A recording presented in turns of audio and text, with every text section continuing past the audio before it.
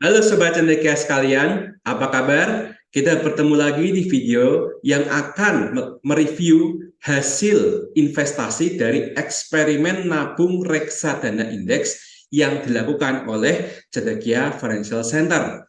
Nah, bagi para Sobat Cendekia yang baru saja menonton atau menemukan video ini, saya berikan garis besarnya dulu ya.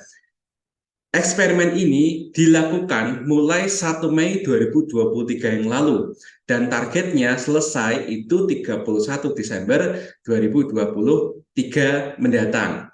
Nah, yang menjadi target nabung reksadana indeks ini adalah sebuah produk yang bernama BNP Paribas Srikahati. Nah, skemanya sendiri itu adalah menabung Rp10.000 per hari.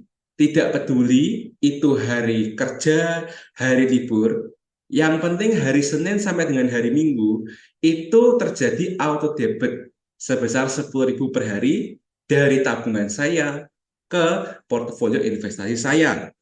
Ya, dan saya melakukannya di salah satu upper ya yang bernama Bibit. Tentu sebagian besar orang yang sudah bergelut di reksadana tahu nama Bibit ya. Ini adalah salah satu aplikasi investasi reksadana yang usernya itu sudah sangat banyak ya, sudah sangat terkenal. Nah, pada video kali ini saya akan mereview kinerja dari portfolio saya yang menggunakan metode nabung tadi atau disebut dengan DCA.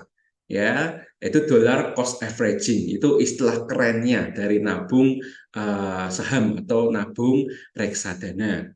Nah, bulan ini ya yaitu adalah bulan September ya. Jadi saya akan review bulan September itu seperti apa ya, naik atau turun, terus kemudian emiten-emiten saham yang ada di dalamnya itu mengalami kenaikan atau penurunan. Kemudian saya juga akan melakukan perbandingan ya dari tanggal 1 Mei 2023 sampai dengan akhir September 2023 ya, perbandingan antara portofolio DCA saya dengan BNP Paribas Srikahatinya sendiri. Semisal kalau kita investasinya itu langsung di tanggal 1 Mei 2023 semuanya dan dibandingkan dengan IHSG serta indeks-indeks yang lainnya yang tentunya merupakan indeks saham. Nah, jadi tanpa berpanjang waktu, kita lihat dulu ya seperti apa hasil investasi dari eksperimen ini. Nah, seperti pada video-video sebelumnya, ya saya itu akan memulai dari update ya. Jadi update fund fact sheet ya. Dalam artian reksadana ini ya itu memiliki sebuah kebijakan di mana kebijakan dari BNP Paribas Srikahati itu mirroring dengan indeks Srikahati. Nah, indeks Srikahati sendiri itu jumlahnya itu ada 25 emiten saham, 25 perusahaan yang sahamnya diperdagangkan di Bursa Efek Indonesia ya dengan kriteria-kriteria Srikahati. Nah, tetapi BNP Paribas sendiri dalam pengelolaannya itu memang secara semesta ya, semesta emitennya memang mengacu pada Srikahati, tetapi alokasinya itu bisa berbeda-beda. Dan inilah mengapa ya setiap video ya update eksperimen investasi ini saya selalu mengawali dengan perubahan fund fact sheet yang ada. Dan ini data yang ada di layar ini itu adalah semua data per 31 Agustus 2023. Jadi pada tanggal 31 Agustus 2023 itu kira-kira posisinya itu seperti ini. Ya, dan kalau kita lihat di sini ya, pertama-tama kebijakan investasi dari reksadana indeks ini itu mirip dengan reksadana saham, yaitu bahwa minimal ya 80% dari dana keuangan masyarakat itu dipakai untuk beli saham. Ya, terus kemudian maksimal 20% dana kelolaan masyarakat itu ditaruh di instrumen pasar uang. Pasar uang itu bisa berarti deposito, ya, tabungan deposito atau tabungan berjangka atau apapun itu ya. Kebanyakan deposito, ya, produk bank. Terus kemudian bisa saja yang disebut pasar uang itu adalah instrumen surat utang, ya, surat utang negara bisa atau surat utang korporasi, ya surat utang yang dirilis oleh perusahaan, tetapi jangka waktunya itu 1 tahun atau kurang dari 1 tahun, ya seperti itu. Nah, tapi kalau kita lihat di sini, ternyata komposisi portofolio yang ada itu saham justru menempati 100,63% dari dana keuangan masyarakat. Ya, sementara kas yang ada itu minus ya, minus 0,3 sekian. Nah, kok bisa seperti ini? Nah, ini sudah pernah saya jelaskan ya di video-video yang sebelumnya. Nanti bisa dilihat-lihat ya video-video sebelumnya di playlist eksperimen BNP Paribas Srikati. Terutama ketika fun fact sheet-nya itu kasnya minus. Ini kenapa? Ya, saya sudah jelaskan panjang lebar di sana. Nah, terus kemudian kalau kita lihat ya, 10 besar efek atau instrumen yang ada itu masih ini ya kurang lebih sama polanya dengan bulan-bulan sebelumnya ya, yaitu ada 4 bank besar ya, 4 bank terbesar ya. Terus kemudian ada Astra International dan kemudian ada Telkom Indonesia. Kemudian sisanya ya biasanya adalah instrumen-instrumen yang dana keluar masyarakat itu dimasukkan di sana tuh kurang dari 5%, ya bisa 3%, 2%, 1%, atau bahkan ada yang 0, berapa persen seperti itu. Ya, nah di sini kalau kita lihat ya per 31 Agustus itu yang menempati prioritas pertama dana keuangan masyarakat dimasukkan ke sahamnya itu adalah Bank Mandiri. Ya, Bank Mandiri itu 15,66%, ya paling banyak ini ya. Terus kemudian yang kedua adalah Telkom Indonesia. Itu urutan kedua prioritas ya, yaitu 15,16%. Terus kemudian yang urutan ketiga adalah Bank BRI menempati urutan ketiga dengan persentase 15,07%. Bank Sentral Asia atau Bank BCA urutan keempat 15%, ya, dan ini disebut sebagai Big Four ya. Big Four itu maksudnya adalah saham-saham yang secara ciri khas di BNP Paribas Srikati itu selalu ya hampir selalu itu alokasinya tuh di atas 14% atau bahkan di atas 15% semua. Kemudian sisanya ya baru disebut sebagai Big Six. Dan Big Six ini kalau para sobat cendekia lihat pembahasan saya dari awal sampai dengan akhir, dari video yang paling awal sampai dengan video sekarang ini, peringkat kelima dan peringkat keenam itu pasti sama, yaitu Astra International ya dan Bank BNI ya, Bank Negara Indonesia ya. Di sini Bank Astra International peringkat kelima itu 2 digit, biasanya masih 2 digit. Di sini 10,7%. Sementara Bank BNI itu menempati urutan ke-6 dengan alokasi 6%-an. Ya, dan ini disebut sebagai Big Six ya, di mana 6 saham ini ya itu sudah menguasai sekitar 75 sampai 80 sekian persen dari portofolio BNP Paribas Srikati. Dan tradisi ini ternyata masih berlangsung ya dari Desember 2022 sampai dengan sekarang ya. Nanti bisa dilihat lagi ya video-video saya sebelumnya. Ya, sementara yang emiten-emiten lainnya ya bisa dibilang seperti pelengkap ya 3%, 2%, bahkan ada yang 0, berapa persen seperti itu. Nah, terus kemudian ya kalau kita lihat saham-saham apa saja sih yang merupakan the gainers ya, the gainers itu artinya itu yang menyokong supaya indeks ini ya, indeks ini dan reksadana indeks ini maksudnya ya itu masih bisa mencetak pertumbuhan dalam 1 bulan ini, yaitu bulan September. Nah, kalau kita hitung ini ada 9 ya, 1, 2, 3, 4, 5, 6, 7, 8, 9. Ada 9 ya, 9 saham yang menyokong ya dari 25 saham yang ada. Berarti kalau kita lihat ya dari jumlahnya 9 dibandingkan dengan 25 saham. Ini sebenarnya sudah pertanda buruk ya bahwa September itu pasti minus ya, hampir pasti minus atau paling nggak turun jika dibandingkan dengan bulan Agustus yang lalu. Seperti itu. Nah, kalau kita lihat di sini ya, yang paling tinggi persentasenya itu adalah PTPP dan Wijaya Karya. Nah, ini pada bulan September ya, ini ada beberapa sentimen positif ya untuk emiten-emiten yang terkait dengan pembangunan ya, pembangunan infrastruktur, pembangunan properti. Ya, salah satunya kalau di BNP Paribas Srikati ya, ada PTPP dan Wijaya Karya. Ya, BTPP naiknya bisa sampai 30,17% ya dalam 1 bulan ini. Kemudian Wika itu naiknya 16,84%. Nah, sementara salah satu dari Big Six kita di BNP Paribas Serikati yaitu Bank BNI itu naik 12,23%.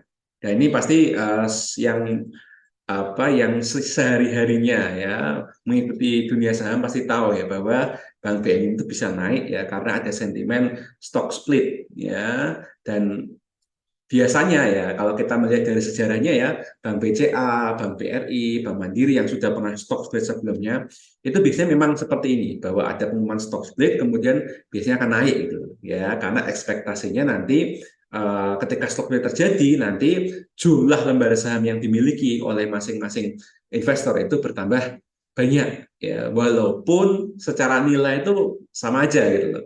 Nah, ini saya masih tidak tahu apakah yang membuat aksi beli ini tuh karena investor tuh tahu bahwa lembar sahamnya bertambah tapi nilainya tetap sama aja, atau mereka hanya tahu informasinya sepatah-patah bahwa mereka tahunya lembar sahamnya bertambah tapi sebenarnya nilai mereka sama aja ya. Coba kita tulis di kolom komentar ya. Menurut kalian gimana nih kok bisa setiap kali stock itu kok masih akan naik terus biasanya terutama kalau perusahaannya itu bagus-bagus ya. Silakan tulis di kolom komentar menurut kalian gimana ya. Kemudian ada UNTR ya. UNTR ini naik 8,65% ya karena ada beberapa kabar bahwa UNTR ini melakukan diversifikasi dengan cara akuisisi ya. Mungkin berekspektasi lebih ya investor UNTR di masa depan bahwa nanti kalau komoditi super cycle-nya berakhir ya, harga batu bara turun atau bagaimana, UNTR bisa mendulang profit dari non batu bara ya, karena banyak sekali ya kontrak-kontrak ya, entah itu penjualan alat beratnya maupun kontrak penambangan menggunakan anak usahanya yaitu PAMA ya, seperti itu. Kemudian Siloam Hospital ini naik 4,08% di SNG, kemudian Unilever, Pegas dan Telkom ya sebesar 1%-an. Nah, kalau kita lihat di sini ya bahwa ini ya urutan kedua Telkom ya itu masuk sebagai the gainers meskipun naiknya 1% saja ya, tidak terlalu signifikan. Sementara yang paling signifikan yaitu Bank BNI itu merupakan urutan ke-6 dan kita semua tadi sudah melihat ya bahwa alokasinya itu di bawah 2 digit ya. Jadi meskipun ini naiknya besar tapi ya kalau secara sekilas kita bisa melihat maka kita harusnya bisa berkesimpulan bahwa tidak cukup kuat untuk menopang kinerja BNP Paribas Serikati untuk bulan ini. Kemudian The Zeros ya, ini The Zeros ini adalah saham yang pada bulan itu naik turun tak ya, dari tanggal 1 sampai tanggal 30 tuh ujung-ujungnya sama harganya, yaitu ASRI. Dan ini uniknya Agustus kemarin sama ya, bulan Agustus kemarin tuh ASRI itu merupakan The Zeros. Bulan September ini juga menjadi The Zeros. Ya, ini unik ini ASRI ini, nggak tahu nih. Nah, terus kemudian The Losers. Ya, dan kita lihat di sini ya banyak sekali ya. Ini 15 nih. Ya 15. Tadi the gainers-nya itu ada 9, kemudian the zeros ada 1 kan, ya, berarti 10. Nah, berarti 25 saham dikurangi 10, itu berarti ada 15 saham yang merupakan the losers, ya, the losers. Nah, kita lihat di sini, ini siapa saja ini, ya, para pecundangnya. Nah, untuk para pecundang paling terbesar itu adalah BTPS, ya. BTPS, yaitu dia minusnya besar sekali ya, minus 12,21%. Terus kemudian INTP minus 7%, Bank BRI ya minus 6,7%, INDF minus 6,69%, SMGR minus 5,86%, dan terus sebagainya. Kalau kita lihat di sini kebanyakan ini ya, kebanyakan yang the losers ini itu mayoritas tuh di atas 2% ya, minusnya ya. Nah, apalagi kalau kita lihat di sini ya, urutan pertama ya Bank Mandiri ya, Bank Mandiri itu dia turun minus 4,94%. Dan ini sudah cukup bahaya ya, sudah mulai lampu merah ini. Para investor BNP Paribas Serikati itu sudah mulai lampu merah ini. Ya, terus kemudian peringkat ketiga Bank BRI ya ada di sini juga ini, dan minusnya minus 6,7% ya. Terus kemudian yang keempat yaitu Bank BCA juga minus 4,8%. Kemudian Astra Internasional itu minus 3,86%. Ya, jadi urutan 1, 3, 4, dan 5 ya yang merupakan Big Four plus one ya, yang alokasi dana masyarakatnya itu udah 2 digit persen di sini ya, itu minus dan minusnya itu lumayan ya, ini juara, istilahnya minusnya minus juara bulan ini. Wah, ini mah sudah pasti agak rungkat ini ya, apa para investor yang baru masuk bulan ini. Ya, tapi mungkin untuk para investor yang masuknya tahun lalu atau bahkan 2 tahun, 3 tahun yang lalu, mungkin masih nggak masalah ya dengan penurunan ini. Tapi yang mungkin yang bertanya-tanya, kok bisa turun ya? Orang kan selalu bertanya-tanya, kok bisa turun? Nah, kalau saya ya, karena saya tahunya adalah industri perbankan, terutama lebih ke arah makroekonomi, ya ini saya sendiri menurut saya itu karena adanya kebijakan pemerintah, ya terutama Bank Indonesianya sih sebenarnya, bukan pemerintahnya, Bank Indonesianya, ya karena Bank Indonesia itu bisa dibilang ya itu kebijakan itu mengarah ke hard landing skenario. Hard landing skenario itu apa? Bahwa sampai dengan akhir tahun ini ya kemungkinan besar itu suku bunga itu tidak akan turun ya sampai 5,5% atau bahkan jangan-jangan bertahan terus sampai 5,75%. Itu suku bunga acuan Bank Indonesia.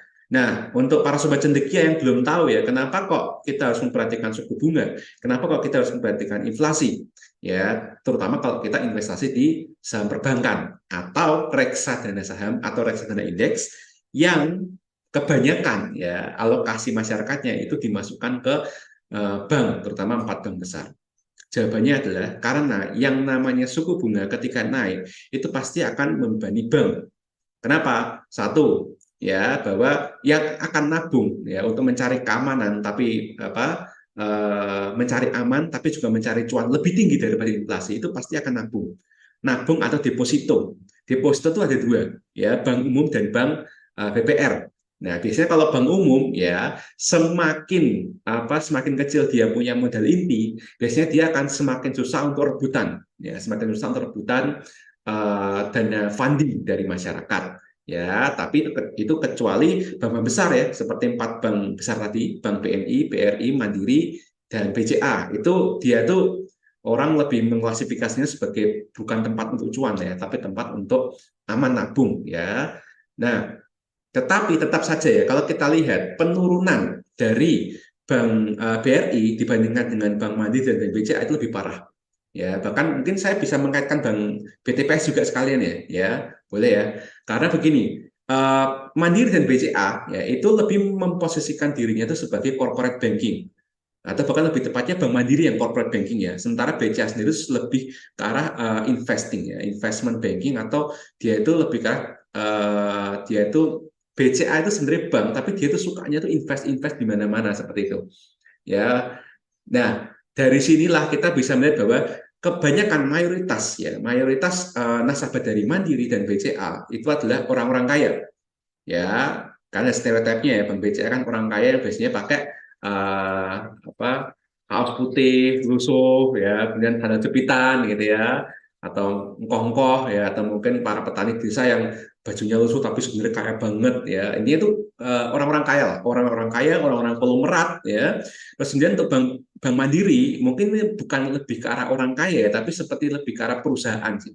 Ya, perusahaan-perusahaan yang punya dana-dana dan biasanya itu memang target marketnya Bank Mandiri itu adalah para korporat itu. Ya, tapi tidak menutup kemungkinan ya bahwa ownernya korporat itu kan juga orang kaya. Nah, kemungkinan besar ya dia akan nabung di Bank Mandiri dan kemudian dia masuk ke ekosistem dari perbankan Bank Mandiri tersebut.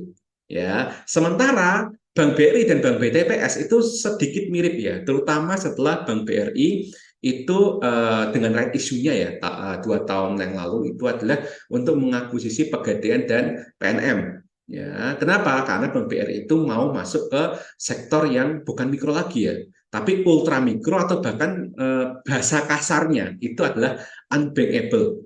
Ya, jadi Pegadaian dan PNM itu pangsa pasarnya adalah ultra mikro sampai dengan unbankable. Sementara Bank BTPS ya, dia memang sejak awal memang target marketnya itu adalah para ultra mikro dan unbankable. Ya, dalam artian itu rebutan pangsa pasar dengan para lintah darat istilahnya seperti itu. Nah, berarti kan kita bisa lihat sini bahwa kalau misalnya ya kebijakan pemerintah menahan suku bunga karena merasa bahwa kita belum aman dari bahaya inflasi, terutama akibat pemilu, akibat El Nino, dan mungkin tahun depan yang diwaspadai baru saja itu adalah virus Nipah. Amit-amit ya, amit-amit jangan sampai pandemi. Tapi kalau ternyata jadi pandemi tahun depan, nah itu daya beli masyarakat pasti akan turun. Entah terpaksa memang tidak punya uang atau menahan diri karena masih trauma dengan pandemi COVID-19 tahun 2020 yang lalu. Ini amit-amit ya, saya sendiri tidak mengharapkan ya virus Nipah ini sampai di Indonesia ya atau bahkan jadi pandemi. Saya tidak mengharapkan seperti itu. Tapi tanpa virus Nipah pun ya inflasi yang terjadi karena El Nino ya dan juga pemilu ini sampai dengan tahun depan itu cukup mengancam ya ditambah dari yang luar-luar yaitu The Fed di Amerika ya sekarang suku bunganya kan sudah hampir unda-undi dengan BI ya Bank Indonesia sekarang ini. Jadi ini sendiri juga membuat Bank Indonesia itu tidak bisa serta-merta menurunkan suku bunganya karena kalau suku bunga diturunkan itu pasti akan terjadi outflow, banyak orang ya kemungkinan investor asing ya yang masuk di pasar modal Indonesia, entah itu beli saham maupun beli obligasi di Indonesia ya, itu akan jual saham, jual obligasi untuk kembali ke Amerika. Nah kalau misalnya ada orang meninggalkan rupiah ya kemudian menjual rupiah, kemudian membeli dolar untuk kembali ke negaranya asalnya yaitu Amerika, apa yang terjadi dengan rupiah? Rupiah akan ambruk ya seperti itu yang paling ditakutkan oleh Bank Indonesia. Oleh karena itu ya itu ya kita sekarang ini sedang menghadapi sebuah dilema di mana dilema ini sudah kita rasakan ya yaitu bahwa ekspektasi masyarakat pasar modal terutama pasar saham ya para smart money itu ya, atau kalian terserah mau nyebutnya bandar atau bagaimana ya para smart money itu merasa bahwa tahun depan ya mungkin sekarang kinerjanya ya kinerja kuartal 2 kuartal 1 tahun ini para bank ini itu bagus semua. Ya, tapi itu kan masa lalu. Nah, sementara masa depan sendiri sudah bisa diprediksi. Paling enggak setahun ke depan. Ya, apalagi pemerintah sudah mengeluarkan guidance ya, guidance bahwa inflasinya berapa, ya, kemudian yield dari SBN 10 tahun berapa. Dari situ sebenarnya orang yang bisa baca itu tahu ya bahwa ke depannya ya tahun depan ya itu kita bisa ekspektasikan bahwa bank-bank di sini ya itu akan lebih main defensif. Nah, kalau sudah main defensif, misalnya menaikkan CKPN, kemudian semakin memperketat peminjamannya. Nah, kalau peminjamannya berkurang, mau dapat penjualan tumbuh dari mana gitu? Ya, yang ada mungkin penjualan tumbuh dikit atau penjualan stagnan atau bahkan penjualan turun di tahun depan. Nah, makanya ini para smart money ya atau mungkin para investor-investor gede sudah tahu ya kemudian langsung price in. Jadi harga yang ada sekarang, harga saham sekarang itu kemungkinan adalah harga saham yang sudah price in atau menuju price in. Ya, karena ada ekspektasi pendapatan di masa depan terutama tahun depan ya itu yang paling gampang untuk diprediksi itu adalah tahun depan. Nah seperti itu.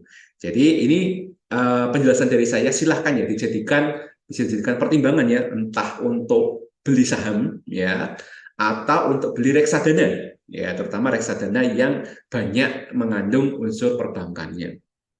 Ya itu mungkin yang bisa saya komentari ya terkait dengan fenomena ini. Saya serahkan keputusannya kepada Anda semuanya.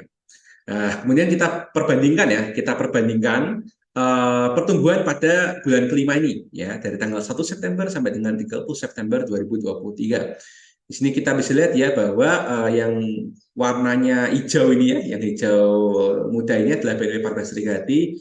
Ini kentara banget ya, ini kentara ini sangat underperform ya dibandingkan dengan indeks-indeks yang lainnya. Ya, di sini kita bisa lihat bahwa BNP Paribas Serikati itu minus 1,52%-an ya dalam satu bulan ini. Sementara IHSG saja itu minusnya cuma 0,1923%. IHSG sendiri masih ini ya, masih ketolong beberapa saham pertambangan ya, terutama Aman ya. Aman itu kan naik terus. Jadi bisa dibilang itu ini ada semacam joke ya, semacam candaan di sebuah komunitas ya bahwa kalau di Amerika itu yang menyongsong pasar sahamnya saat ini itu adalah saham Nvidia, ya. Kalau di IHSG yang menyokong sahamnya itu adalah saham aman, ya, saham aman dan saham batubara lainnya, ya. Itu joke aja ya, itu joke aja ya. Terus kemudian kalau dibandingkan dengan LQ45 yang minus 0,99%, ya berarti BNP Paribas Serikati kalah ya untuk bulan ini. Dan dibandingkan dengan rata-rata indeks reksadana saham ya pada umumnya juga kalah ya, karena rata-rata reksadana saham pada bulan ini itu minusnya cuma 1%-an ya, seperti itu. Jadi berita buruk ya, berita buruk untuk bulan ini. Nah, terus kalau dibandingkan ya dari 1 Mei 2023 sampai dengan 30 September 2023 ya, dari awal eksperimen sampai dengan video ini dibuat ya, itu BNP Paribas Serikati itu masih plus ya, masih plus 0,4523%. Sementara IHSG sendiri itu juga sudah plus ya, sudah plus 0,3496%. Sementara indeks LQ45 itu masih minus 0,94%, dan peers ya itu atau rata-rata indeks rata-rata reksadana saham ya pada umumnya itu juga masih minus 1%-an. Ya, memang di sini kita lihat bahwa BNP Paribas Serikati ya, kalau misalnya kita itu lump sum, ada kita punya segepok uang besar, kita masukkan ke BNP Paribas Serikati tanggal 1 Mei, nah sekarang itu masih 0,45%, masih positif. Tetapi sekali lagi bahwa ingat ya, kebanyakan alokasinya itu ada di 3 bank terbesar ya, dan masih ada bank terbesar satu, masih ada Telkom, masih ada Astra Internasional, di mana kalau kita melihat proyeksi makroekonomi pemerintah di masa depan, tahun depan maksudnya ya, itu tertekan ya. Jadi karena makroekonomi tertekan, pasti yang akan kena dampaknya, yang kena ekspektasinya turun itu pasti dunia perbankan. Ya, nanti setelah dunia perbankan turun ya saham-sahamnya untuk menyesuaikan dengan ekspektasi laba ya tahun depan, nanti sektor lain yang akan menyesuaikan. Jadi, well, sesuai dengan apa yang sudah saya ekspektasikan pada saat awal eksperimen ya, karena tahun ini saja ya, itu pemerintah sudah punya 2 skenario, soft landing skenario dan hard landing skenario. Sampai dengan Juli ya, kita masih mengasumsikan soft landing skenario. Tetapi sejak Agustus ya, sejak Bank Indonesia ternyata masih tidak mau menurunkan suku bunga, saat itulah skenario hard landing ya itu nyala. Ya, ini skenario pemerintah tahun lalu ya. Ya, dan kita sudah masuk skenario yang buruk sebenarnya, hard landing. Nah, tinggal ya pemerintah dengan segala macam jurus-jurusnya kira-kira bisa nggak nih menahan penurunan IHSG. Ya, jadi silakan ya kita kembalikan kepada masing-masing sobat cendekia gimana strateginya, apakah mau stop dulu ya investasinya atau mau tetap lanjut ya, karena yang namanya nabung saham itu kan tidak peduli ya kondisi makroekonomi bagaimana, ya sekalian ini ya latihan kuat jantung ya, kan namanya investor saham, investor reksadana, terutama investor reksadana saham itu ketika dicek profil resikonya kan harusnya kalau minus 20% ya nggak boleh panik lah gitu loh, nambah gitu loh istilahnya gitu. Nah, kalau ternyata minus sedikit saja sudah panik, ya berarti perlu dipertanyakan dulu waktu mengaku-ngaku investor tuh Anda sudah punya mental investor atau belum. Ya kalau belum silahkan ya bisa lari ke tempat lain ya, atau dicarikan dulu sampai nunggu makroekonomi selesai. Itu terserah Anda semua. Oke. Nah, kemudian kalau kita lihat ternyata portofolio investasi ini ya, eksperimen ini itu sudah minus akhirnya ya. Akhirnya ya setelah beberapa video-video minggu-minggu atau bulan-bulan yang lalu sering sekali masih positif, akhirnya sekarang minus ya sesuai dengan ekspektasi. Nah, kira-kira nanti sampai dengan Desember nanti ya itu masih minus atau sudah positif. Nah, kita nggak tahu. Meskipun tetap saja ya saya tetap berpanduan pada apa yang saya katakan pada video pertama dari eksperimen ini, yaitu bahwa saya lebih cenderung untuk melihat bahwa hasil eksperimen ini itu hampir pasti negatif. Ya, walaupun saya waktu itu masih soft landing skenario loh saya tuh. Ya, apalagi kalau sekarang kita sudah masuk hard landing skenario. Apakah kira-kira ini bisa minus 5% lebih? Ya, kita tidak tahu.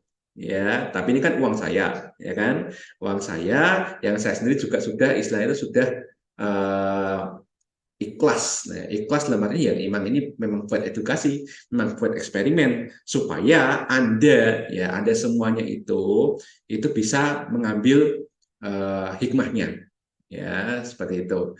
Ini contoh perbandingan kinerja pertumbuhan nilai investasinya selama ini ya sampai dengan 31 September 2023. ISG yang dulunya minus ya, sementara BNP Paribas Serikatinya naik. Nah, sekarang gantian BNP Paribas Serikatinya yang masih saja berkutat di empat bank besar itu, kemudian tambah Telkom dan Astra, itu sekarang mulai menurun. Sementara ISG ya yang sudah utak-atik ya dalamnya apa dan tiba-tiba ada aman menyeruak naik gitu ya, dan batu bara ternyata tidak turun sedalam yang diekspektasikan para investor batu bara, itu ternyata menahan penurunan ISG, bahkan menjadi sebab kenapa ISG itu akhirnya bisa jadi positif selama 5 bulan terakhir ini. Ya, seperti itu. Jadi ceritanya emang ya, aneh-aneh lah ya di saham itu seperti itu. Ya, tapi ingat ya bahwa saya sendiri ya itu selalu berpesan ya bahwa eksperimen ini itu hitungannya jangka pendek ya. Saya sendiri tidak tahu ya, saya sendiri nggak tahu karena saya sendiri merasa bahwa banyak sekali investor, terutama investor baru, itu tuh ketika niatnya nabung ya, nah niatnya nabungnya itu kan maksudnya berarti kan harusnya apapun kondisi makroekonominya tetap aja nabung, nggak peduli gitu kan. Ya, itu jurus nabung itu tuh prinsipnya seperti itu. Tetapi baru minus 0, berapa persen, minus 1%, 2%, apalagi ini saham loh ya, itu sudah panik, cut loss gitu loh. Lah Anda sendiri, lah berarti itu bukan mental investor dong. Ya, atau mungkin Anda pengen jadi investor tapi mentalnya nggak kuat. Ya berarti jangan ke saham dulu, jangan ke reksadana saham dulu, jangan ke reksadana indeks dulu. Ya, main-main dulu di reksadana pasar uang. Kalau ternyata realisa Anda tuh baru sadar bahwa ternyata tuh Anda nggak kuat ngelihat porto merah baru 1% digit atau bahkan 0, berapa persen aja sudah panik, berarti Anda mentalnya belum kuat. Saran saya berarti Anda harus ke reksadana pasar uang atau reksadana pendapatan tetap yang berbasis obligasi korporasi, ya bukan obligasi pemerintah loh ya, obligasi korporasi, atau Anda beli sendiri obligasi korporasi ya supaya kadar resikonya turun ya. Kalau mau dapat passive income secara rutin juga bisa dapat. Kalau mau melihat pertumbuhan grafik NAV-nya ya, NAV per unitnya juga lurus, juga bisa tercapai gitu ya. Jadi kira-kira seperti itu ya saran dari saya. Dan sekali lagi ya bahwa sampai dengan 31 Desember nanti saya akan tetap mempertahankan audit ini. Ya, kita akan lihat ya eksperimen ini akan rugi seberapa banyak atau bahkan bisa turn around ya, bisa jadi positif atau bahkan mungkin babu ya, mungkin 0, berapa persen sekian nggak apa-apa ya. Nanti kita lihat bersama-sama. Jadi kira-kira itu saja. Kalau misalnya ada yang mau ditanyakan atau mungkin ada yang mau curhat ya, karena kemarin saya juga ada yang curhat juga, silakan curhat. Misalnya apa namanya, wah saya juga ikut eksperimen ini tapi boncos gini gini gini gini. Silakan curhat dulu ya, curhat dulu di sini, rasakan nikmatnya gitu. Ya, rasakan nikmatnya. Anda mungkin baru sebulan, Anda mungkin baru setahun. Sementara saya sudah 14 tahun di sini. Ya, silakan nikmati sensasinya, curhat-curhat boleh nggak apa-apa ya di kolom komentar. Ada yang mau tanya silakan tanya di kolom komentar ya, atau mungkin ada yang mau nyumbang ide ya atau nyumbang saran terkait dengan kira-kira kontennya apa saja ya yang bagus untuk channel Cendekia Financial Center ini. Silakan ya para sobat Cendekia, we are welcome ya untuk semua komen yang ada, asalkan tidak sara, tidak sopan, tidak sara, dan tidak cari gara-gara, istilahnya seperti itu Ya, jadi itu dari saya. Jika video ini dirasa bermanfaat, silakan subscribe channel ini, silakan like juga videonya ini, ya, dan juga klik loncengnya ya untuk follow apapun update-update dari channel Cendekia Financial Center ini. Nah, kata terima kasih sudah menonton video ini. Cerdas keuanganmu, merdeka finansial. Sampai jumpa.